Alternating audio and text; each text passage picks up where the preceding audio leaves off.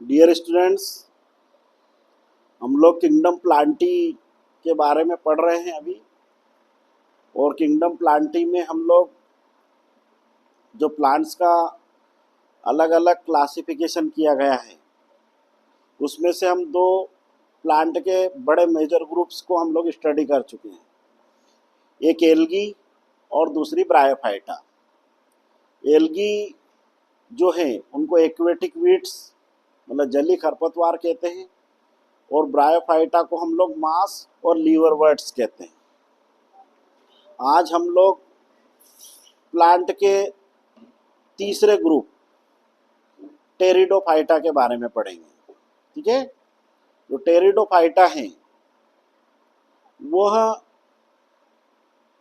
धरती पर ओरिजिनेट हुए फर्स्ट वास्कुलर प्लांट थे। मतलब प्रथम संवहनी पौधे थे। इनको सामान्यतः फर्न कहते हैं। मतलब इनका सामान्य नाम क्या है? फर्न है। और इनकी स्टडी को मतलब बायोलॉजी की जिस ब्रांच में इनका हम अध्ययन करते हैं उसको टेरिडोफाइटोलॉजी कहते हैं। और ये जो प्लांट होते हैं, ये प्लांट को जनरली गार्डन्स में सुंदरता के लिए उगाया जाता है। कुछ प्लांट इनमें ऐसे होते हैं जिनका मेडिसिनल यूज भी है। तो एक बहुत बड़ा ग्रुप है ये प्लांट का। इनके क्या क्या कैरेक्टरिस्टिक्स होते हैं और इनको किस टाइप से अलग अलग क्लास में क्लासिफाइड किया गया है, उसके बारे में हम स्टडी करेंगे। सबसे पहले मैं आपको बता दूं इसके क्या क्वेश्चंस आते हैं 11th क्लास में। एक पहला छोटा वन वर्ड क्वेश्चन आता है, किन पौधों को सामान्यतः फर्न के नाम से जाना जाता है? तो इसका आंसर हो जाएगा टेरिडोफाइटा। एक नंबर का वन वर्ड क्वेश्चन आता है ये। फिर जो 3 या 4 नंबर में जो प्रश्न आता है वो ये आता है, टेरिडोफाइटा के प्रमुख लक्षण लिखिए। Right the important characteristics of pteridophytes. ठीक है, अब हम लोग इनके एक एक छोटे छोटे और बड़े बड़े प्रश्नों के बारे में हम लोग डिटेल से स्टडी करेंगे। तो सबसे पहले मैंने अभी आपको थोड़ी देर पहले बता ही दिया कि टेरिडोफाइट्स को सामान्यतः क्या कहते हैं? फर्न कहते हैं। ठीक है, तो ये अपना वन वर्ड क्वेश्चन तो यहीं पे सॉल्व हो गया कि किन पौधों को फर्न के नाम से जाना जाता है? टेरिडोफाइट्स। फिर है बड़ा क्वेश्चन। तो बड़े क्वेश्चन में क्या क्या इनके कैरेक्टरिस्टिक्स होते हैं वो मैं आपको एक एक करके डिटेल समझाता हूँ। सबसे पहला और सबसे महत्वपूर्ण इनका जो कैरेक्टरिस्टिक्स होता है कि इनका जो मुख्य पादप शरीर होता है, मतलब इनकी जो मेन प्लांट बॉडी होती है वो स्पोरोफाइट होती है। मतलब डिप्लॉइड प्लांट बॉडी होती है और डिफ्रेंशिएटेड होती है रूट, स्टेम और लीव्स में। मतलब जड़, तना और पत्ती में सुविभेदित होती है। जैसे अभी हम लोगों ने इसके पहले प्रीवियस जो प्लांट के ग्रुप्स स्टडी किए थे, एल्गी और ब्रायोफाइट्स, उसमें हम लोगों ने पढ़ा था कि उनकी जो प्लांट बॉडी है, उनका जो पादप शरीर है, उसको थैलस कहा था। जहाँ पे प्लांट बॉडी डिफ्रेंशिएटेड है, मतलब आप लोग जहाँ पर कहीं पे ये प्लांट ग्रो हो रहा है और वहाँ पे अगर इस प्लांट को अगर आप देखोगे तो आपको इसकी रूट भी दिखेगी, स्टेम भी दिखेगा और लीव्स भी दिखेगी। मतलब जड़ भी दिखेगा, तना भी दिखेगा और पत्ती भी दिखेगी। मतलब इनकी प्लांट बॉडी वेल ऑर्गेनाइज्ड होती है। मतलब इनका पूरा शरीर सुगठित होता है और व्यवस्थित रूप से जड़, तना और पत्ती में विभेदित होता है। मतलब रूट, स्टेम और लीव्स में डिफ्रेंशिएटेड होता है। जैसे मैंने अभी आपको इनके इंट्रोडक्शन में बताया था कि ये प्रथम पौधे थे, मतलब they are the first plant जो वास्कुलर प्लांट थे, मतलब संवहनी पौधे थे। मतलब इनके अंदर जाइलम और फ्लोएम प्रेजेंट होता है। इसके पहले प्रीवियस पौधों में हम लोगों ने बताया था नॉन वास्कुलर पौधे होते, नॉन वास्कुलर मतलब असंवहनी पादप होते, उनमें जाइलम और फ्लोएम एब्सेंट थे क्योंकि उनकी प्लांट बॉडी थैलस थी। जहाँ प्लांट बॉडी स्पोरोफाइट होती है तो इनमें जाइलम और फ्लोएम प्रेजेंट होते हैं। इवन दो इनके जाइलम में जो चारों एलिमेंट होते हैं, आप लोगों को 9th क्लास में आप लोगों ने पढ़ा होगा, 10th में पढ़ा है कि जाइलम जो रहता है उसके 4 घटक होते हैं, 4 एलिमेंट होते हैं जिनसे जाइलम मिलके बना होता है। जाइलम एक वास्कुलर टिश्यू है। जाइलम के जो 4 घटक होते हैं, पहले मैं आपको इनके बारे में बता देता हूँ। Xylem vessels, xylem tracheids, xylem parenchyma और जाइलम फाइबर्स। इसी प्रकार से फ्लोएम के भी 4 घटक होते, 4 एलिमेंट्स होते हैं। एक होता सीव ट्यूब, एक होता कंपेनियन सेल, एक होता फ्लोएम पेरेन्काइमा और एक फ्लोएम फाइबर्स। मतलब जाइलम और फ्लोएम दोनों 4 एलिमेंट से मिलके बने और दोनों को हम कलेक्टिवली, दोनों को संयुक्त रूप से हम लोग संवहन ऊतक या वास्कुलर टिश्यू कहते हैं। तो इनके अंदर जाइलम और फ्लोएम तो प्रेजेंट होता है, बट जाइलम में वेसल्स और फ्लोएम में कंपेनियन सेल का अभाव होता है। मतलब xylem lacks xylem vessels whereas phloem lacks companion cells. ये इनका एक बहुत इंपॉर्टेंट कैरेक्टरिस्टिक्स होता है। फिर इसके बाद इनका जो प्लांट बॉडी, जैसे मैंने अभी कहा आपको कि जड़, तना और पत्ती में विभेदित होती है, रूट स्टेम और लीव्स में डिफरेंशिएटेड होती है। तो इनकी जो लीव्स रहती है वो स्पोरोफिल्स कहलाती है। वहीं पे इनके सेक्स आर्गन्स, मतलब इनके जो प्रजनन अंग होते हैं, जनन अंग होते हैं, वो प्रेजेंट होते हैं। इनकी जो लीफ रहती है उसमें इनके सेक्स आर्गन प्रेजेंट होते हैं, जिनको हम लोग सोराई या सोरस कहते हैं। उनमें कुछ प्लांट के अंदर तो एक ही प्लांट में आपको मेल और फीमेल स्पोरेंजिया मिल जाते हैं, और कुछ प्लांट में मेल और फीमेल प्लांट जो अलग अलग रहते हैं, मतलब मेल स्पोरेंजिया अलग रहते हैं, फीमेल स्पोरेंजिया अलग रहते हैं। तो इन प्लांट के अंदर जो सेक्स आर्गन होते हैं वो स्पोरेंजिया कहलाते हैं, जो इनकी लीफ के अंदर डेवलप होते हैं। और उन्हीं स्पोरेंजिया से माइक्रोस्पोर बनता है और मेगा स्पोरेंजिया से मेगा स्पोर बनता है। मतलब ये प्लांट ऐसे प्लांट होते हैं जिनसे वास्तविक रूप से अगर आप पूछेंगे तो सीड हैबिट, मतलब बीजी प्रवृत्ति की उत्पत्ति हुई। मतलब इन प्लांट में हेट्रोस्पोरस या विषम बीजाणुकता पाई जाती है। और हालांकि सारे टेरिडोफिटिक प्लांट हेट्रोस्पोरस या विषम बीजाणुक नहीं होते। कुछ प्लांट होते हैं विषम बीजाणुक, जैसे एग्जांपल बता रहा हूँ आपको मैं, मार्सिलिया है ना। और कुछ प्लांट होते हैं होमोस्पोरस होते हैं, ठीक है ना। उनमें जैसे आपका इक्विसिटम है, लाइकोपोडियम है। इन प्लांट के अंदर होमोस्पोरस कंडीशन पाई जाती है, मतलब सम बीजाणुक अवस्था पाई जाती है। मतलब एक ही टाइप के स्पोर से डेवलप होते हैं, मतलब वहाँ पे स्पोर माइक्रोस्पोर और मेगा स्पोर में अलग अलग विभेदित नहीं होते। बट जैसे मार्सिलिया, तो मार्सिलिया में माइक्रोस्पोरेंजियम के अंदर, मेगा स्पोरेंजियम के अंदर डेवलप होते हैं। माइक्रोस्पोर जो रहता है वो जर्मिनेशन करके, वो अंकुरण करके मेल गेमेटोफाइट बनाता है एंथ्रीडियम, और जो मेगा स्पोर रहता है वो जर्मिनेशन करके बनाता है फीमेल गेमेटोफाइट आर्किगोनियम। फिर एंथ्रीडियम के अंदर एंथेरोजॉइड बनता है जो मेल गेमिट या नर युग्मक के रूप में कार्य करता है, और आर्किगोनियम के अंदर एक डेवलप होता है।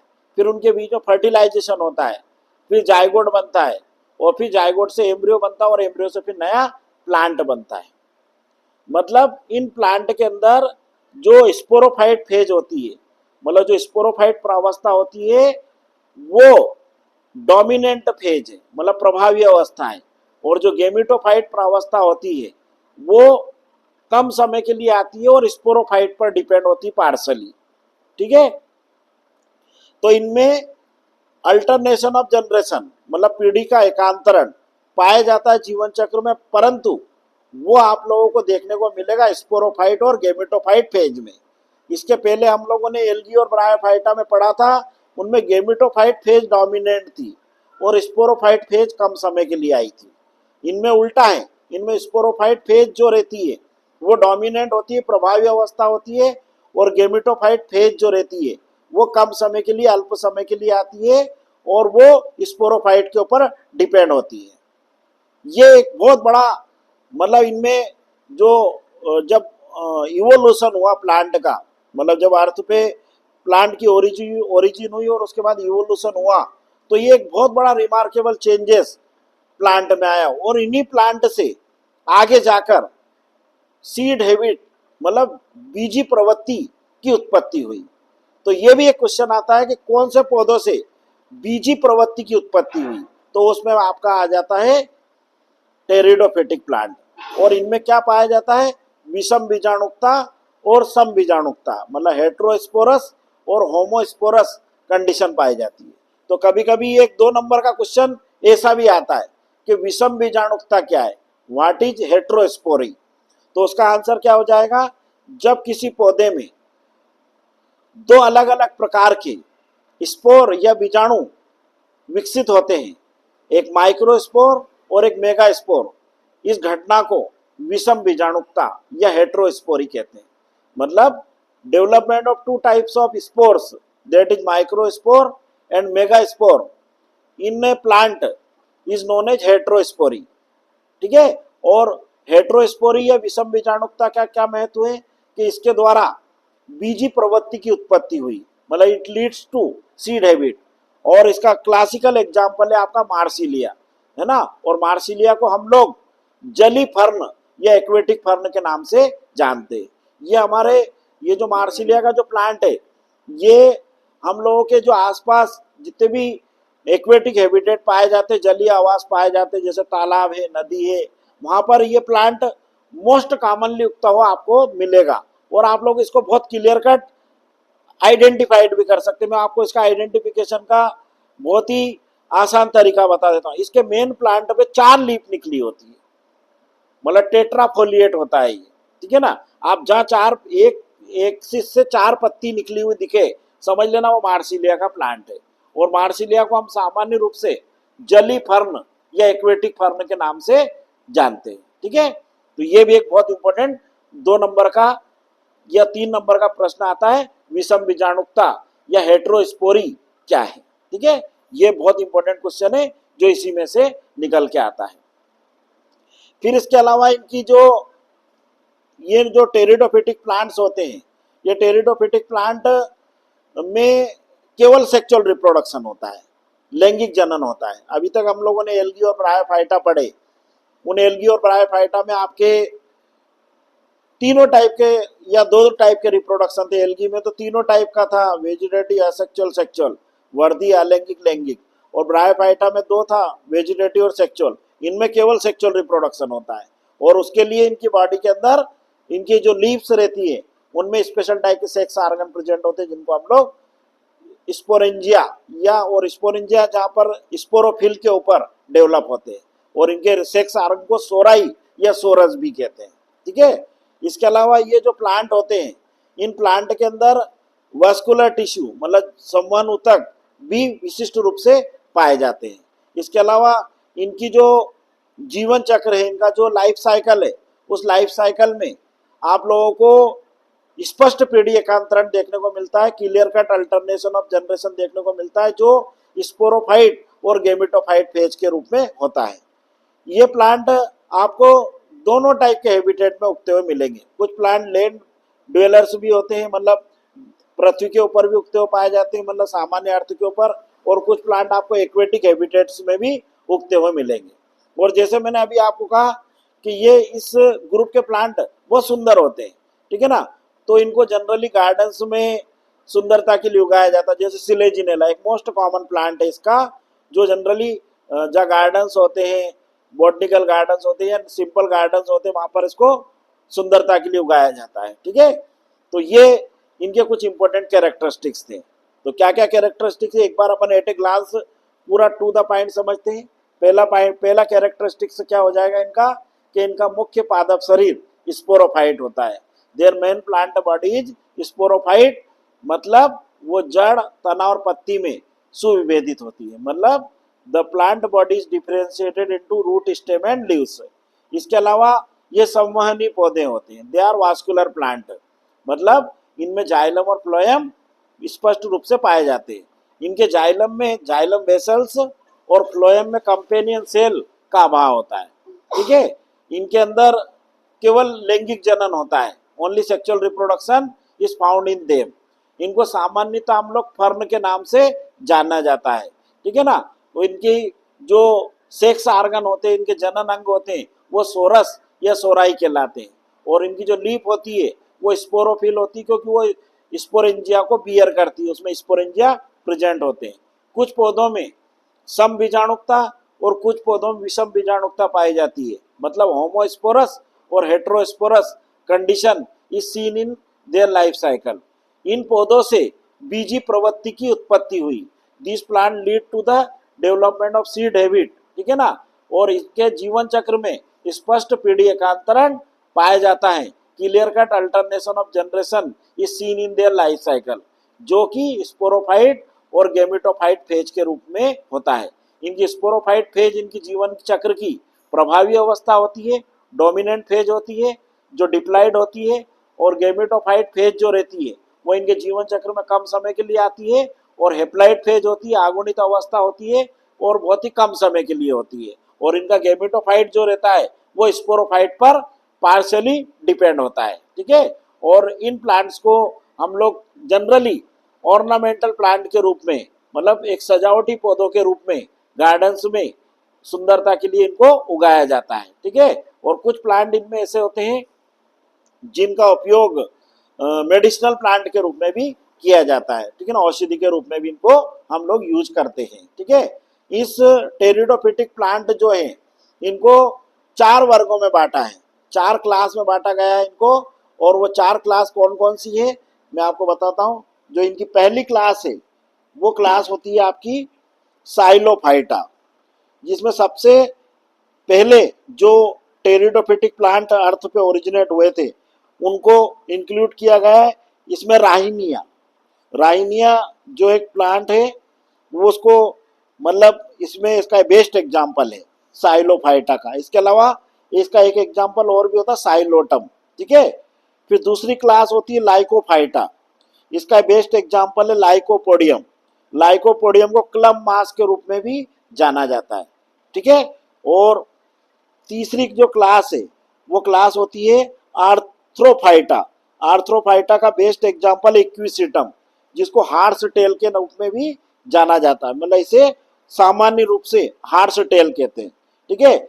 उसके बाद चौथी क्लास है फिलिकोफाइटा, उसका बेस्ट एग्जाम्पल है ड्रायोप्टेरिस और मार्सिलिया।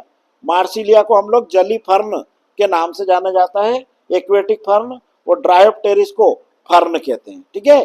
तो ये इनकी 4 क्लासेस हैं, साइलोफाइटा, लाइकोफाइटा, आर्थ्रोफाइटा, फिलिकोफाइटा, ठीक है। इनमें से मैंने जैसे अभी आपको थोड़ी देर पहले बताया कि जितने भी होम्योपैथिक मेडिसिन होती है, जहाँ पर अपने जो भारत में जो 4 प्रकार की चिकित्सा प्रणाली प्रचलित है, एक तो होती है आपकी एलोपैथिक, एक होती है आयुर्वेदिक, एक होती है होम्योपैथिक और एक होती है यूनानी। तो होम्योपैथिक में जो भी मेडिसिन बनाई जाती है, आप लोगों ने खाई हो कभी, तो साबूदाने जैसी गोलियां रहती है। उन होम्योपैथिक मेडिसिन में जनरली इन प्लांट का बहुत यूज होता है। कौन से प्लांट का? टेरिडोफिटिक प्लांट्स का, ठीक है। और इन प्लांट में जो मेडिसिन के रूप में यूज किए जाते हैं उनमें लाइकोपोडियम का भी यूज करते हैं। लाइकोपोडियम से बिच्छू दंश की, जो बिच्छू काट लेता है उसके दंश की, उसके काटने की मेडिसिन भी बनाई जाती है। इसके अलावा इसमें एक पौधा होता है सिलेजिनेला, उसे जनरली हम लोग गार्डन्स में सुंदरता के लिए उगाते हैं, ठीक है। ये इनको और इन सबको एज ए होल, इन सब प्लांट को हम लोग फर्न के नाम से जानते हैं, ठीक है। अब अभी हम लोगों ने इसके पहले ब्रायोफाइटा पढ़े थे। ब्रायोफाइटा को हमने मास कहा था और टेरिडोफाइटा को फर्न कहते हैं। तो एक क्वेश्चन ऐसा भी आ जाता है कि मास और फर्न में क्या अंतर है, मतलब what is the difference between moss and fern, ठीक है ना। तो मॉस और फर्न में क्या क्या डिफरेंस है वो मैं आपको बहुत ही शार्ट में और बहुत अच्छे समझा देता हूँ। और अगर मॉस और फर्न का अगर क्वेश्चन नहीं आया तो ऐसा क्वेश्चन भी आ सकता है कि ब्रायोफाइटा और टेरिडोफाइटा में क्या अंतर है, ठीक है ना, क्योंकि ब्रायोफाइटा को हम लोग मॉस कहते हैं और टेरिडोफाइटा को फर्न कहते हैं। तो क्या क्या डिफरेंस होते हैं इनमें ध्यान समझेंगे। जो मॉस और फर्न का ही जनरली पूछते हैं, अगर डिफरेंस आता है तो मॉस जो है उनका प्लांट बॉडी थैलस कहलाती है, मतलब उनका मुख्य पादप शरीर थैलस कहलाता है। और इनका मुख्य पादप शरीर जो फर्न होती है, मेरा इनका मेन प्लांट बॉडी स्पोरोफाइट होता है, जो जड़, तना और पत्ती में, मतलब रूट, स्टेम और लीव्स में डिफ्रेंशिएटेड होता है। मास जो होते हैं वो मॉस प्लांट के अंदर जाइलम और फ्लोएम एब्सेंट होते हैं, मतलब they are non vascular plant. और जो फर्न होते हैं उनमें जाइलम और फ्लोएम सुविकसित होते हैं, ठीक है ना। मास जो रहते हैं उनका मुख्य पादप शरीर गेमिटोफाइट होता है और स्पोरोफाइट फेज आती है कम समय के लिए। और फर्न में इसका जस्ट अपोजिट है, मुख्य पादप शरीर स्पोरोफाइट होता है और मेन जो फेज है इनके जीवन चक्र की वो कहलाती है आपकी स्पोरोफाइट फेज। और गेमिटोफाइट फेज इनके अंदर कम समय के लिए आती है। जो आपके मॉस होते हैं उनमें जो सेक्स आर्गन होते हैं उनको एंथ्रीडिया और उगोनिया कहते हैं। और जो फर्न होते हैं इनके अंदर जो सेक्स आर्गन होते हैं उनको सोरस या सोराई कहते हैं या स्पोरेंजिया कहते हैं, जिनमें ये स्पोरेंजिया डेवलप होते हैं, ठीक है ना। और जो मॉस होते हैं वो जनरली आपको मतलब उनमें प्लांट बॉडी जो डिफ्रेंशिएटेड नहीं रहती है, तो उनके जो उनकी निचली बॉडी से, उनके निचले सतह से राइजोइड्स से निकले होते हैं और इनमें राइजोइड्स की जगह जड़ें पाई जाती हैं, ठीक है ना। तो ये आपका डिफरेंस हो गया किसमें, मॉस और फर्न में। मॉस का बेस्ट एग्जाम्पल हो जाएगा आपका फ्यूनेरिया और फर्न का एग्जाम्पल हो जाएगा ड्रायोप्टेरिस, ठीक है ना। और यही क्वेश्चन अगर ऐसा आ जाए, मतलब इसी क्वेश्चन को अगर अपन दूसरी तरीके से समझे तो ऐसा भी क्वेश्चन आ सकता है कि ब्रायोफाइटा और टेरिडोफाइटा में क्या अंतर है, what is the difference between bryophyte and pteridophyte. क्योंकि ब्रायोफाइटा को हम लोग क्या कहते हैं, मॉस, और टेरिडोफाइटा को हम लोग कहते हैं फर्न, ठीक है ना। तो ये हमारे 3 प्लांट के ग्रुप आज कंप्लीट हो गए। एल्गी हो गई, ब्रायोफाइटा हो गया, टेरिडोफाइटा हो गया। अब चूंकि टेरिडोफाइट प्लांट के बाद सीड हैबिट डेवलप हो गई थी, तो इसके बाद जो प्लांट इस धरती के ऊपर ओरिजिनेट हुए वो उन सब की उत्पत्ति, मतलब उनकी ओरिजिन कहाँ से हुई, सीड से। उन प्लांट को फेनेरोगेम्स कहते हैं। वो 2 प्रकार के होते हैं, एक तो अनावृत बीजी और एक आवृत बीजी, मतलब जिम्नोस्पर्म और एंजियोस्पर्म। फिर एंजियोस्पर्म 2 टाइप के होते हैं, डाइकोट और मोनोकोट, द्विबीजपत्री और एक बीजपत्री। तो जब हम अगली बार पढ़ेंगे तो हम लोग जिम्नोस्पर्म और एंजियोस्पर्म्स के बारे में पढ़ेंगे, ठीक है। तो ये आज आपका टेरिडोफिटी से रिलेटेड एक बहुत ही इंपॉर्टेंट अध्याय था जो आपको मैंने समझाया, और इसके छोटे और बड़े तीनों टाइप के क्वेश्चन से मैंने आपको समझा दिए। ओके, अगली बार हम लोग फेनरोगेम्स प्लांट जिनकी उत्पत्ति बीजों से होती है उनके बारे में पढ़ेंगे। Okay, all the best.